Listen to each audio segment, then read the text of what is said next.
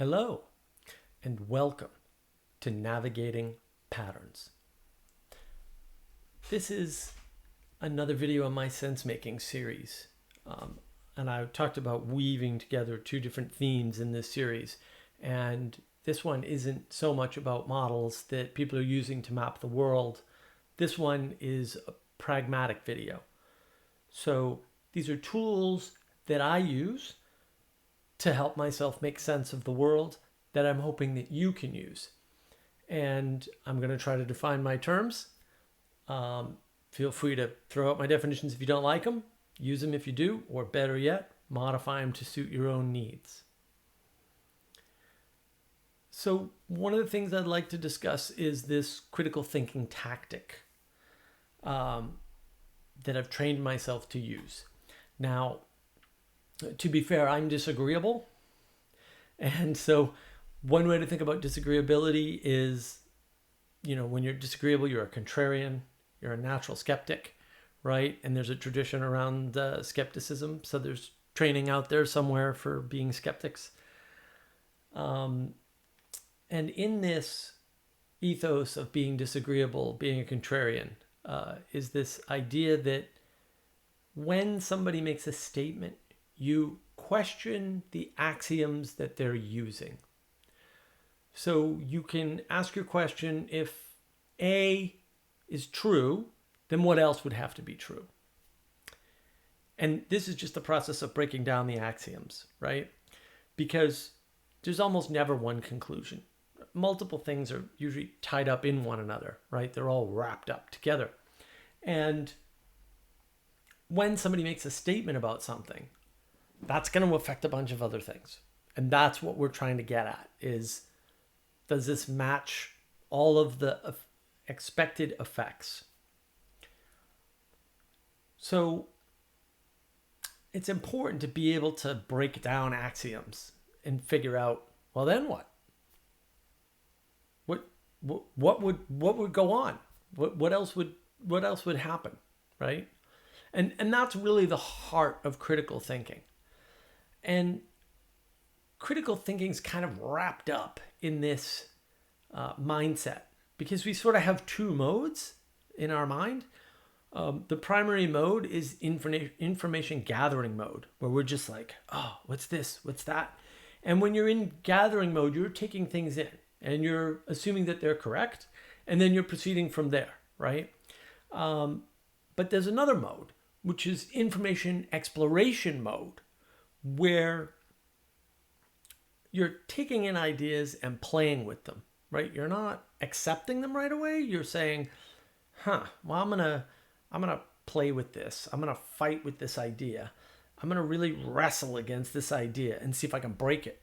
Because good ideas don't break, right? They sort of go as far as they can go and they do a good job. And maybe they don't go all the way. You can always push something too far.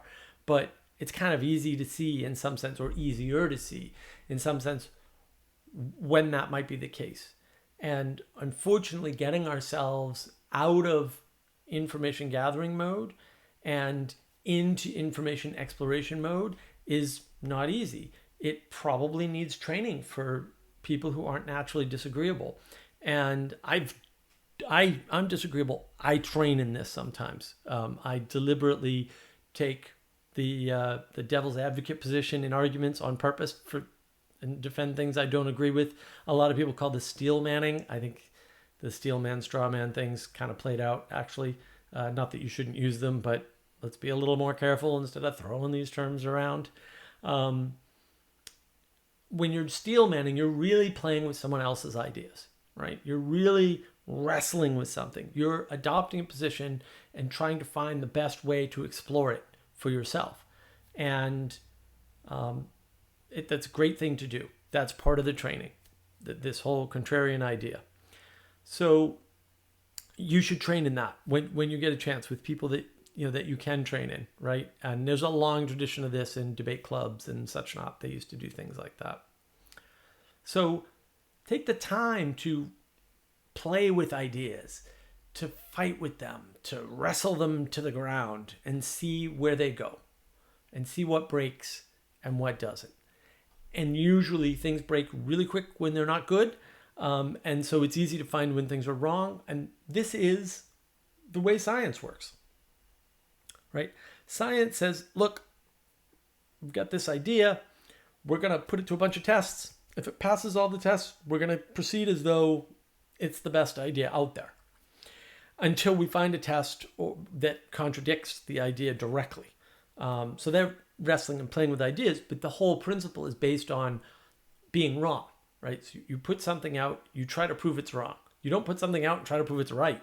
You put something out and try to prove that it's wrong. And when you fail to prove that it's wrong, you move to the next step, right? So that's the movement from idea to hypothesis to thesis, basically, in theory, right?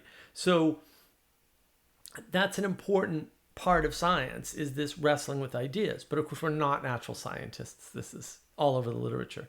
So we have to train ourselves to do that. And we have to keep in mind that bad ideas break quicker than good ideas. And that's a good thing to know, because a lot of people will tell you things like, well, that's a straw man argument. Yeah, but if it's true and it's a simple argument against your idea, maybe your idea is just bad. Like that's also possible. Just because it seems like a straw man idea because it's too simple doesn't mean it's a straw man idea at all. So what's an example of this that we can conjure up? Like, well, what does this process look like? So sometimes I hear an argument, maybe not directly, maybe indirectly, that capitalism causes greed, right? Like capitalism is some dragon or some demon that just, like, once it gets a hold of you, you just become greedy. And it's probably worth putting forth a definition of greed here if we can. So greed in this context might be something like holding on to something that we don't need to hold on to, or having something we didn't earn. A lot of times is what people consider greed to be. And in the case of money, people will just hoard money. That's what they would do. They wouldn't waste money, they wouldn't spend money on things unless they were going to get more back, right? And this sort of isn't the normal condition. And then what would have to be true if capitalism were some kind of greed machine that drove things? Well, I think it's fair to say that nonprofits are a tough sell. Now, you can make a pretty fair argument that nonprofits can be greedy because you can overpay on salary and things like that, and people make those arguments, and fair enough. But it seems odd that in a world where you can have a for-profit, super efficient greed machine, for-profit corporations are definitely, if there's any such thing as a greed machine, they're up there. They're at the top of the list. So why would you even waste your time on a not-for-profit, right? It's kind of maybe.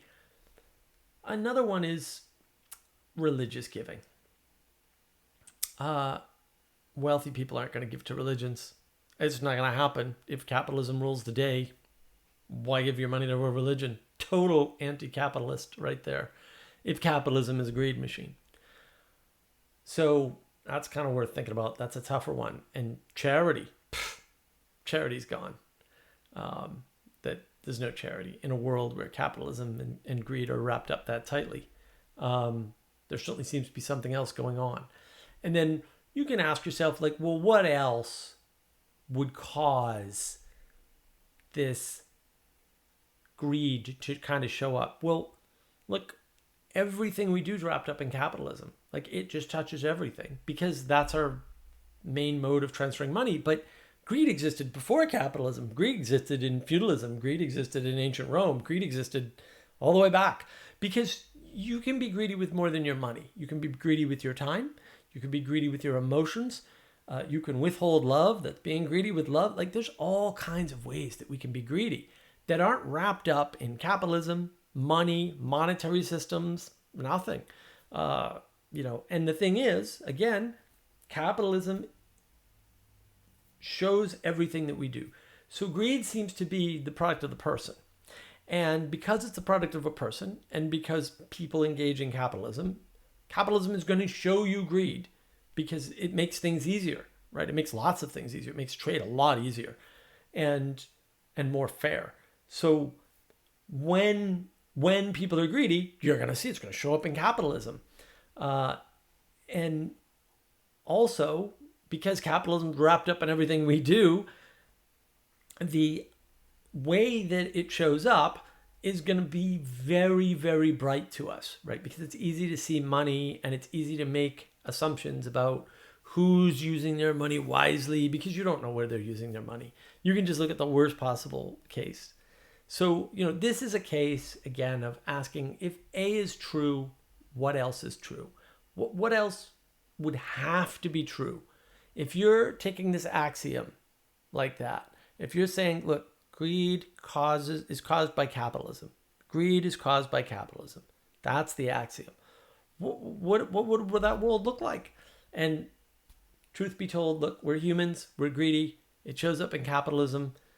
The capitalism doesn't make us greedy. We were greedy before capitalism. We'll be greedy long after capitalism. Greed is just a thing that humans do. And there's another example of this sort of thing. This sort of, if A, what else would have to be true? So you can take a situation like YouTube. And you can say, I know that YouTube drives right-wing thinking. It grabs people, it sends them down this algorithmic rabbit hole, and then, the next thing you know, they're fully right-wing. They're right in there. They're white supremacists all the way. And it's tempting to believe that because it's a believable story, because we can believe, because it's partially true, and this is all good lies are based on partial truths, that our lives are being driven by algorithms. Absolutely true. That's happening. But they're not being driven only by algorithms, and they're not being driven primarily by algorithms. So what else would have to be true if YouTube were driving people far right? Well, one thing you might expect is that you wouldn't find far left content at all. Certainly not extreme far left content. And you can look at the numbers for YouTube. I haven't looked in a while, but the last time I did look, definitely wasn't driving far right content or driving people far right. I know there's a bunch of charts out there with conclusions. I think if you read the conclusion of the study, it might not match the conclusion that the person that showed you the study said. It's a little, got to dig, but reading the source material helps. The other thing that you see is, you don't see a lot of right-wing organization on YouTube. You just don't see an overwhelming amount of right-wing content on YouTube. And if the algorithm were driving it that way, there'd be no left-wing content. It just wouldn't be there. And so we kind of have to find a new boogeyman for that. So again, this is another example of, if A axiom is true, what else would have to be true? What other things would this affect? What impacts would you see out there? And this is all about wrestling with ideas, playing with things, and really trying to break them and knowing, oh, well, this, maybe this doesn't make as much sense as I thought. And not that there's no truth in it, because there's a little truth in a lot of things. It's just not enough truth to make a difference. And that's part of the problem. And, this method isn't perfect. It's not meant to be perfect. I'm not a perfectionist. I'm a realist. A good pragmatist is always a realist. But you know what? It's right most of the time. And I'll take that, right? So if it's right most of the time, then what else do I need? I hope that this helps you to do some embodied critical thinking on ideas that you engage with. And hopefully you can find partners to engage with in these processes, like devil's advocate, contrarian thinking, skeptic behaviors.